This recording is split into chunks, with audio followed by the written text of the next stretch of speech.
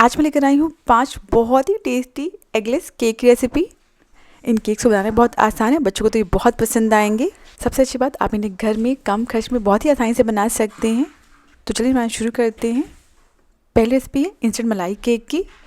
Gas पर medium flame पर एक पैन रख देंगे और इसमें हम 1 कप पानी ऐड करेंगे और जितना पानी लिया है उसका आधा चीनी ऐड करेंगे। आप चाहें तो चीनी की मात्रा को थोड़ा कम भी कर सकते हैं। अब इस चीनी को हम पैन में डाल देंगे और चीनी को पानी के साथ अच्छे से घुलने देंगे। इसे मीडियम फ्लेम पर तब तक पकाइएगा जब तक जो चीनी है वो पानी में अच्छे से मेल्ट ना हो जाए। जब चीनी मेल्ट हो जाएगा इसे हम 2 से 3 मिनट के लिए अच्छे से उबलने देंगे। ध्यान रखिएगा, कोई तार वाली चाशनी नहीं बनानी है, बस हल्की सी चिपचिपी सी हो जाए और गाढ़ी हो जाए, इतना ही उबालिएगा इससे। तो हमारी चाशनी अच्छे से उबल गई है और हमारी चाशनी बिल्कुल रेडी है। आप चाहें तो इसी समय ही इसमें 1/4 चम्मच इलायची पाउडर ऐड कर सकते हैं फ्लेवर के लिए। तो हमारी चाशनी बिल्कुल रेडी। अब इसे हम गैस से हटा देंगे। नेक्स्ट गैस पर एक पैन या कढ़ाई रख देंगे और इसमें हम डालेंगे 2 कप दूध। ये लगभग आधा लीटर दूध है। कच्चा या उबला कोई भी ले सकते हैं क्योंकि फाइनली इसे हमें उबालना ही है। फ्लेम को मीडियम रखिएगा। अब इसमें हम उबालने देंगे। जब तक दूध उबल रहा है तब तक हम एक सिंपल सा मिक्सचर बना लेंगे। एक बोल में मैंने यहाँ पे 5 टेबलस्पून लगभग 5 बड़े चम्मच दूध लिया है। दूध रूम टेम्परेचर पर होना चाहिए। दूध बहुत ठंडा या गर्म ना हो। अब इसमें हम 2 चम्मच कॉर्नस्टार्च या जिसे कॉर्नफ्लोर बोलते हैं उसे ऐड करेंगे। कॉर्नस्टार्च की वजह से जो हमारा दूध का मिक्सचर है बहुत जल्दी गाढ़ा भी हो जाएगा। और उसी चम्मच से इसमें 1 चम्मच कस्टर्ड पाउडर ऐड करेंगे। मैंने यहाँ पे सिंपली वनीला फ्लेवर का कस्टर्ड पाउडर लिया है। इससे हमारे केक में बहुत ही अच्छा फ्लेवर आ जाएगा। आपको अलग से कोई भी रबड़ी वगैरह बनाने की ज़रूरत नहीं पड़ेगी। अगर आपके पास कस्टर्ड पाउडर ना हो तो इसकी जगह आप सिंपली कॉर्नफ्लोर को ही ऐड करिएगा। मतलब 2 की जगह 3 चम्मच कॉर्नफ्लोर ऐड करिएगा। बस इन सारी चीज़ों को दूध के साथ अच्छे से मिक्स कर लेंगे। सारी चीज़ें अच्छे से मिक्स हो गई। अब दूध को चेक कर लेते हैं। हमारा दूध अच्छे से उबल गया है। अब इस स्टेज पर गैस को लो कर देंगे। ध्यान रखिएगा, जब आप दूध को उबाल रहे होंगे ना तो उसे 1-2 बार चलाते रहिएगा ताकि जो दूध है ना वो तले से जले ना। अब जो हमने कस्टर्ड और कॉर्नस्टार्च का घोल बना के रखा था ना उसे ले लेंगे और एक बार अच्छे से चला लेंगे। क्या होता है ना, जो कॉर्नस्टार्च है मुझे बैठ जाता है, तो एक बार इसे अच्छे से चला लीजिए। अब इस मिक्सचर को हम पैन में ऐड करेंगे। इस मिक्सचर को हम थोड़ा थोड़ा करके दूध में ऐड करते जाएंगे और साथ ही में चलाते भी रहेंगे ताकि ज़रा भी लम्स ना बने। बस ध्यान रखिएगा, गैस की फ्लेम को लो रखिएगा और थोड़ा थोड़ा मिक्सचर ऐड करते हुए मिक्स करते जाइएगा। जैसे जैसे आप मिक्स करते जाएंगे आप देखेंगे जो हमारा दूध का मिक्सचर है ना ये धीरे धीरे गाढ़ा होते जाएगा। बस ध्यान रखिएगा, इस स्टेज पे इसे लगातार चलाते रहिएगा। अगर आपको लगे इसमें लम्स बन गए हैं तो गैस को बंद करके विस्क से अच्छे से इसे फेंट लीजिएगा। वापस से गैस को ऑन करके इसे पका लीजिएगा। और इसी के साथ जो हमारा दूध का मिक्सचर है बहुत ही बढ़िया गाढ़ा हो गया है। ये देखिए स्पैचुला पे कितनी बढ़िया कोटिंग हो रही है इस मिक्सचर की। इस तरीके से फिंगर लगाएंगे तो ये देखिए बिल्कुल क्लीन हो जा रहा है। मतलब हमारा जो मिक्सचर है दूध का बिल्कुल परफेक्ट है। बस इसे इतना ही पकाना है। अगर आपने कस्टर्ड पाउडर का इस्तेमाल नहीं किया है, आप इसे सिर्फ कॉर्नस्टार्च से बना रहे हैं, तो आप इसमें फ्लेवर के लिए 1/4 चम्मच इलायची का पाउडर ऐड कर सकते हैं। हल्की मिठास के लिए मैं इसमें 2 चम्मच चीनी ऐड कर रही हूँ। ध्यान रखिएगा, हमने चाशनी बनाया है तो चीनी उस हिसाब से ऐड करिएगा, बहुत ज़्यादा चीनी नहीं ऐड करिएगा, या आप चाहें तो स्किप भी कर सकते हैं चीनी को। अब बस चीनी को अच्छे से मिक्स कर लेंगे और जैसे चीनी मेल्ट हो जाएगी ना तुरंत गैस को बंद कर देंगे। इस तरीके से चलाते रहिएगा ताकि जो चीनी है बहुत जल्दी मेल्ट हो जाएगी। चीनी अच्छे से मेल्ट हो गई है, हमारा मिक्सचर काफ़ी ज़्यादा गाढ़ा हो गया है। बस ध्यान रखिएगा, जब ये पक जाएगा तो बहुत ही अच्छे से गाढ़ा हो जाएगा और जो हमारा स्पैचुला है इस पर अच्छे से इसकी कोटिंग हो जाएगी। अब इस मिक्सचर को हम साइड में रख देंगे और इसे हम हल्का सा ठंडा कर लेंगे। एकदम गर्मा गर्म मिक्सचर का भी इस्तेमाल नहीं करिएगा, हल्का सा ठंडा होने दीजिएगा। इंस्टेंट कस्टर्ड केक बनाने के लिए जो हमारा सीक्रेट इंग्रेडिएंट है वो है रस्क, इसे टोस्टी भी बोलते हैं। नेक्स्ट क्या करेंगे, इस तरीके से एक बॉक्स ले लेंगे। मैंने यहाँ पे सिंपली एक टिफ़िन बॉक्स लिया है। आपके पास स्टील वाली शीशे वाली कोई भी टिफ़िन बॉक्स हो आप उसे ले सकते हैं, या फिर जो चाकू वाला केक टिन होता है ना आप उसे ले सकते हैं। अब इसमें हम क्या करेंगे, एक एक करके ये रस्क रख देंगे। इस तरीके से इन्हें पास पास रखिएगा, इसमें ज़रा भी गैप्स ना रहें। और जो थोड़ी बहुत जगह बच गई ना, रस्क को कट करके इस तरीके से साइड्स में रख देंगे। अब इसके ऊपर जो हमने चाशनी बनाई थी ना उसे डाल देंगे। ध्यान रखिएगा जो चाशनी है वो हल्की गर्म रहे, वार्म रहे, तभी जो रस्क हैं चाशनी को अच्छे से एब्जॉर्ब कर लेंगे। आपने ध्यान दिया होगा जब हम टोस्टी को गर्म गर्म चाय में डालते हैं तो वो तुरंत चाय को सोक कर लेती है। अगर आप ठंडी चाय में टोस्टी को डालेंगे तो अच्छे से चाय को सोख नहीं करती और बीच से बहुत ही कड़क रहती है। इसलिए चाशनी को हल्का गर्म रखिएगा, जिससे ये अच्छे से एब्जॉर्ब कर लेगा और बहुत ही बढ़िया सॉफ्ट हो जाएगा। अब इसके ऊपर जो हमने कस्टर्ड वाला मिक्सचर बनाया था ना, उसे अच्छे से हर तरफ फैला देंगे। यह मिक्सचर हल्का ठंडा हो गया है और ठंडा होने के बाद ये और ज़्यादा गाढ़ा हो जाता है। अच्छे से लेयरिंग करिएगा। अब इसके ऊपर हम डेसिकेटेड कोकोनट रख देंगे। इसे नारियल का बुरादा भी बोलते हैं। नारियल का बुरादा ना हो तो आप सिंपली इसके ऊपर टूटी फ्रूटी या ड्राई फ्रूट्स रख सकते हैं। इसके बाद वापस से इसके ऊपर रस की लेयरिंग कर देंगे। वापस से इसके ऊपर चाशनी डाल देंगे। वापस से इसके ऊपर हम कस्टर्ड मिक्सचर की लेयरिंग कर देंगे। अब इसे हम थोड़ा डेकोरेट कर लेंगे। तो इसके ऊपर मैं थोड़े से कटे हुए पिस्ता रख रही हूँ। आप इसे जैसे डेकोरेट करना चाहें वैसे डेकोरेट करें। आप चाहें तो इसके ऊपर फ्रूट्स रख सकते हैं, चेरी रख सकते हैं, अपनी पसंद का कोई भी ड्राई फ्रूट रख सकते हैं। साथ ही में मैं इसके ऊपर थोड़े से कटे हुए बादाम रख रही हूँ। और हमारा केक थोड़ा कलरफुल दिखे इसलिए मैं इसके ऊपर थोड़े से टूटी फ्रूटी रख रही हूँ। देखिए, टूटी फ्रूटी और ड्राई फ्रूट्स ये बिल्कुल ऑप्शनल है। आप जो भी लाइक करें या आप जैसे डेकोरेट करना चाहें आप वो चीज़ों का इस्तेमाल करें।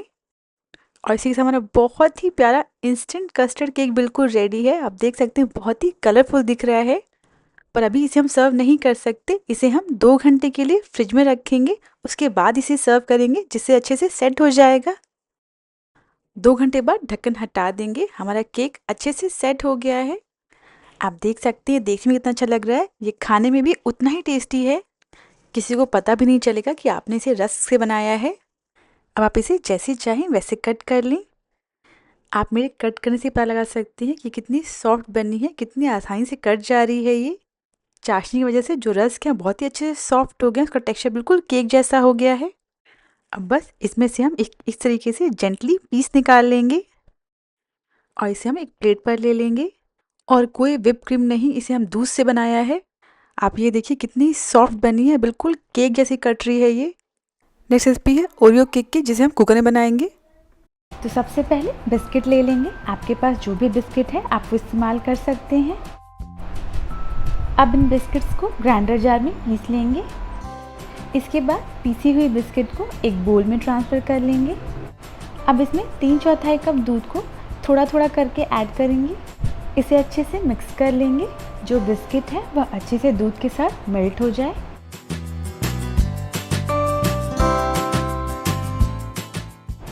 ये देखिए बिस्किट दूध के साथ अच्छे से घुल चुका है। अब आधा चम्मच बेकिंग पाउडर डाल देंगे। आप चाहें तो इसकी जगह बेकिंग सोडा भी डाल सकते हैं। इसे भी अच्छे से मिक्स कर लेंगे। अगर आपको ज़्यादा मीठा पसंद है तो आप चाहें तो इसमें चीनी भी ऐड कर सकते हैं। केक का बैटर बिल्कुल रेडी है। अब इसे कुकर में ट्रांसफ़र कर लेंगे। उससे पहले कुकर को ग्रीस कर लेंगे। इसके चारों तरफ तेल लगा लेंगे। इसके बाद इसमें पार्चमेंट पेपर रख देंगे। अगर आपके पास पार्चमेंट पेपर नहीं है तो आप इसमें मैदा भी छिड़क सकते हैं। इसके बाद इसमें केक के बैटर को डाल देंगे। मैंने यहाँ 2 लीटर का केक लिया है जो कि 1/4 ही भरा है। इसके बाद इसमें कुकर का ढक्कन लगा देंगे और ढक्कन की सीटी निकाल देंगे और गैस पर एक तवे को मीडियम फ्लेम पर रख देंगे। इसके ऊपर कुकर को रख देंगे और इसे 17 से 18 मिनट के लिए पकने देंगे। मैंने कम बैटर का इस्तेमाल किया है इसलिए मैं इसे कम समय के लिए पका रही हूँ। अगर आप इसे ज़्यादा क्वांटिटी में बना रहे हैं तो आप उस हिसाब से इसका समय अपने हिसाब से बढ़ा लें। लगभग 70 मिनट बाद गैस को बंद कर देंगे और ढक्कन हटा लेंगे। ये देखिए केक अच्छे से पक चुका है और अब इसे पूरी तरीके से ठंडा होने के लिए रख देंगे। केक ठंडा होने के बाद इसे एक प्लेट पर पलट लेंगे। पार्चमेंट पेपर को निकाल लेंगे। ये देखिए यह केक बहुत ही मॉइस्ट और सॉफ्ट बना है और यह अच्छे से पक चुका है। अब इसकी डेकोरेशन कर लेंगे। अब इसके ऊपर चॉकलेट गनाश स्प्रेड कर लेंगे। चॉकलेट गनाश बनाना बहुत ही आसान है। चॉकलेट गनाश मैंने स्विस रोल बनाते समय भी बनाया था, उसका लिंक डिस्क्रिप्शन बॉक्स में शेयर किया है मैंने। इसे इवनली स्प्रेड कर लेंगे। इसके साइड्स में चॉकलेट से ऐसे डेकोरेशन कर देंगे। जिससे हम सब्जियां छीलते हैं उसी की मदद से मैंने चॉकलेट के ऐसे पीसेस बनाए हैं। हमारा केक बिल्कुल रेडी है। इसे कट कर लेते हैं।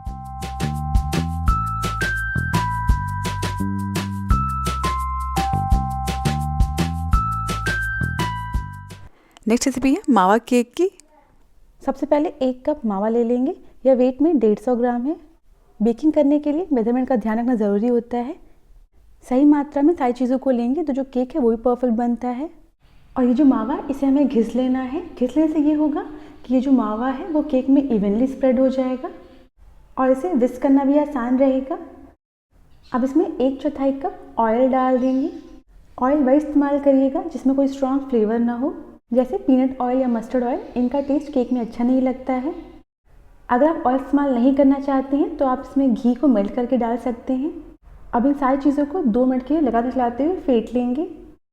अब इसमें 2 टेबलस्पून बटर डाल देंगे। ध्यान रखिएगा केक बनाते समय हम जिन भी चीज़ों का इस्तेमाल करते हैं वो सारी चीज़ें रूम टेम्परेचर पे होनी चाहिए। अब इन सारी चीज़ों को फटाफट मिक्स कर लेंगे। मावा घिसा हुआ था जिसकी वजह से ये बहुत आसानी से मिक्स हो गया है। बटर की वजह से इस केक का टेस्ट थोड़ा बढ़ जाता है। सारी चीज़ें बहुत आसानी से मिक्स हो गई और ये जो बैटर है वो काफ़ी स्मूथ हो गया है।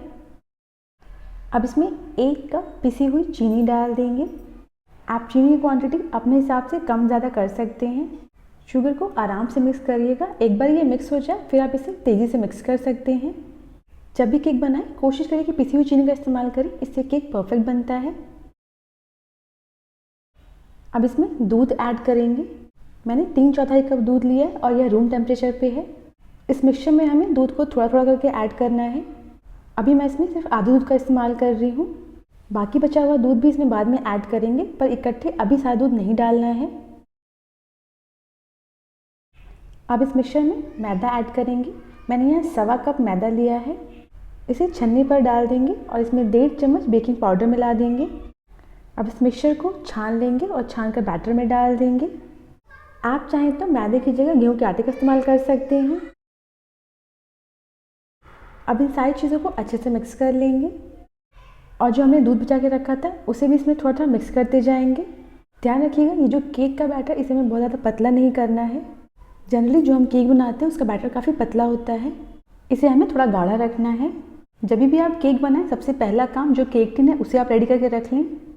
आप अवन या कढ़ाई जिस भी चीज़ का इस्तेमाल कर रहे हैं आप उसे 10 मिनट पहले प्रीहीट करने के लिए रख दें। सारी चीज़ें अच्छे से मिक्स हो गई हैं। लास्ट में इसमें 1 टीस्पून विनेगर डाल देंगे। इसे सिरका भी बोलते हैं। इसे डालने की वजह से जो केक है वो काफ़ी स्पॉन्जी बनता है और डोंट वरी केक में इसकी स्मेल भी नहीं आएगी। सारी चीज़ें अच्छे से मिक्स हो गई है। हमारा केक का बैटर बिल्कुल रेडी है। अब इसे केक टिन में ट्रांसफ़र कर लेंगे। स्पैचुला की मदद से इसे इवनली स्प्रेड कर लेंगे और इसे 2 से 3 बार टैप कर लेंगे। अब इसके ऊपर बारीक कटे हुए ड्राई फ्रूट्स रख देंगे। ड्राई फ्रूट्स की वजह से ये देखने में बहुत अच्छा लगता है। आप चाहें तो इसे स्किप भी कर सकते हैं। अब इस मिक्सचर को बेक करेंगे 180 डिग्री पर 35 मिनट के लिए। कढ़ाई में बना रहे हैं तो इसे 30 से 35 मिनट के लिए बेक करें। ये देखिए केक अच्छे से बेक हो चुका है। अब इसे ठंडा होने के लिए छोड़ देंगे। ठंडा होने के बाद इसे डीमोल्ड करेंगे। बेक होने के बाद जो केक है उसे हमेशा सेंटर में टूथपिक या नाइफ डालकर चेक करें। साइड से तो केक आसानी से पक जाता है पर अक्सर सेंटर से कच्चा रह जाता है। केक अच्छे से ठंडा हो चुका है। अब इसे एक प्लेट पर निकाल लेंगे। पलटने के बाद केक टिन को हटा देंगे और पार्चमेंट पेपर को भी हटा देंगे। ये देखिए केक बिल्कुल परफेक्ट बेक हुआ है।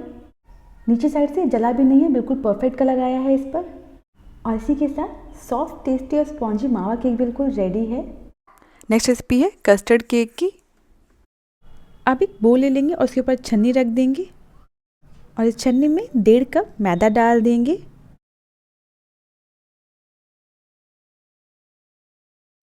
इसके साथ ही में इसमें 1 कप पिसी हुई चीनी डाल देंगे। जब भी केक बनाएं कोशिश करिए पिसी हुई चीनी का इस्तेमाल करें। मेरी छन्नी थोड़ी छोटी है, ये भर गई है, इसलिए मैं इसमें थोड़ा सा मिक्सचर छान ले रही हूँ। अगर आपके पास बड़ी छन्नी हो तो आप उसका इस्तेमाल करें। अगर आप बिल्कुल बारीक छेद वाली छन्नी का इस्तेमाल करेंगे तो आपको छानने में थोड़ा ज़्यादा समय लग सकता है। हल्की मोटी छेद वाली छन्नी रहे तो ज़्यादा अच्छा रहेगा। अब इसमें आधा कप कस्टर्ड पाउडर डाल देंगे। आप किसी भी फ्लेवर का कस्टर्ड पाउडर ले सकते हैं। अब इसमें 1 चम्मच बेकिंग पाउडर ऐड करेंगे। इसके साथ ही में आधा चम्मच बेकिंग सोडा मिला देंगे। अब बस इन सारी ड्राई चीज़ों को छान लेना है। छानने से इस मिक्सचर में लम्प्स नहीं रहेंगे। जब भी केक बनाइए सारी ड्राई चीज़ों को एक साथ ही इस्तेमाल करिए। सारी चीज़ें अच्छे से छन गई हैं और हमारा ड्राई मिक्सचर बिल्कुल रेडी है। अब इसमें लिक्विड चीज़ें ऐड करेंगे। इसमें आधा कप ऑयल डाल देंगे। अब इसमें 1 कप दूध डाल देंगे। दूध बहुत ज़्यादा ठंडा या बहुत ज़्यादा गर्म ना हो, ये रूम टेम्परेचर पे होना चाहिए। सारे दूध को इकट्ठा नहीं डालना है, इसे थोड़ा थोड़ा करके इसमें ऐड करेंगे और इन सारी चीज़ों को मिक्स करते जाएंगे। जो हमने आधा दूध बचा के रखा है वो भी इसमें डाल देंगे और इसे अच्छे से मिक्स कर लेंगे। आप देख सकते हैं यह बहुत ही सिंपल रेसिपी है। पहले स्टेप में सारे ड्राई इंग्रेडिएंट्स को छान लेना है और उसके बाद इसमें सारी लिक्विड चीज़ें मिला देना है। और इसी के साथ जो हमारा केक बैटर है बिल्कुल रेडी है। अब इसे केक टिन में ट्रांसफ़र कर देंगे। आप देख सकते हैं बैटर की कंसिस्टेंसी रिबन लाइक कंसिस्टेंसी है। ये बैटर की कंसिस्टेंसी बिल्कुल ऐसी होनी चाहिए। बोल में थोड़ा बैटर बच जाता है जिसे आप स्पैचुला की मदद से स्क्रैप कर लें और केक टिन में डाल दें। अब केक टिन को 2 से 3 बार सरफेस पे टैप कर लेंगे ताकि जो इसमें एयर बबल्स हैं वो निकल जाएं। अब इसके ऊपर थोड़े से टूटी फ्रूटी रख देंगे।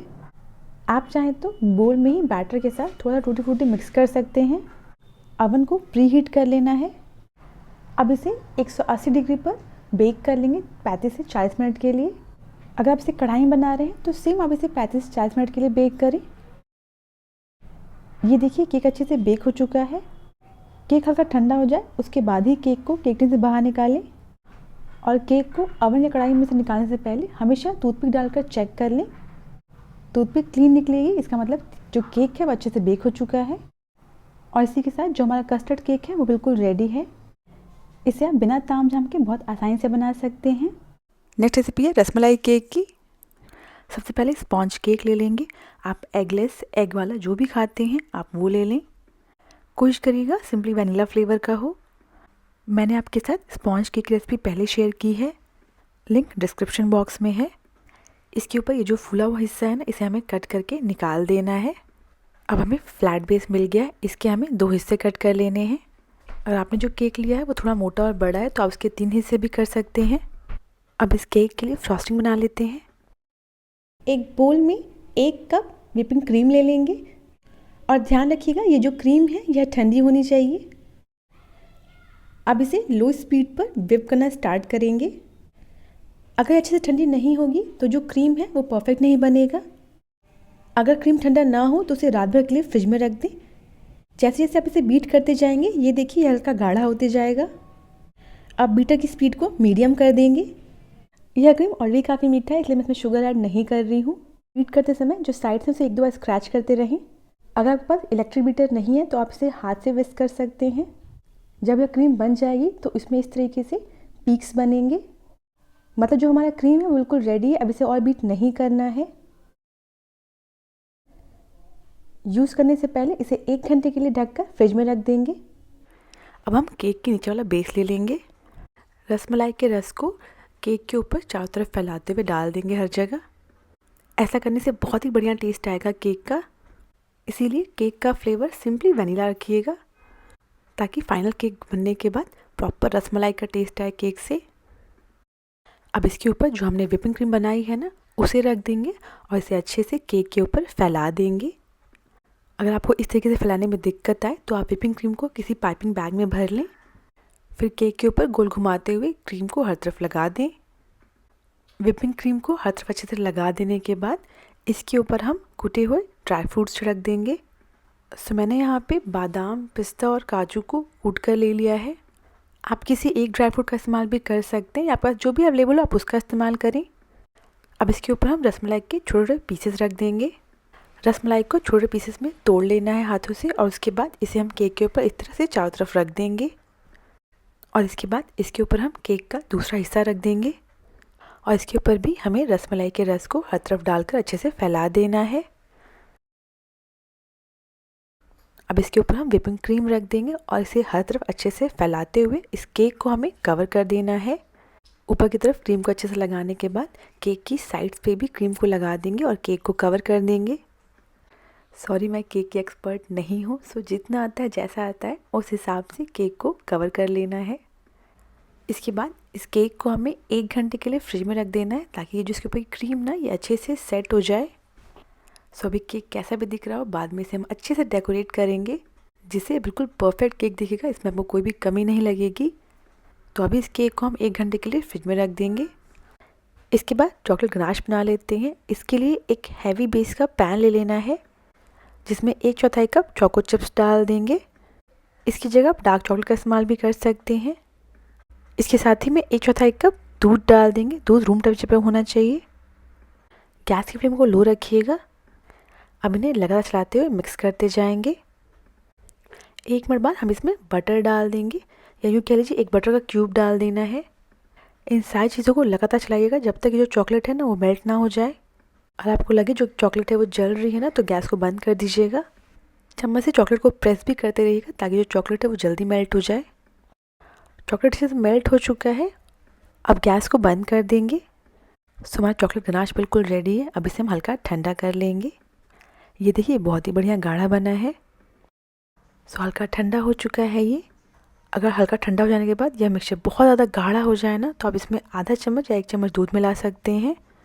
फिलहाल ये बिल्कुल परफेक्ट है। तो अब चलिए इसे केक डेकोरेट कर लेते हैं।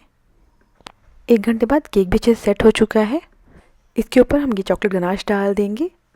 अब इस चॉकलेट गनाश को हल्के हाथ से केक के ऊपर स्प्रेड कर देंगे। आप चाहें तो चॉकलेट गनाश के बिना भी केक को डेकोरेट कर सकते हैं।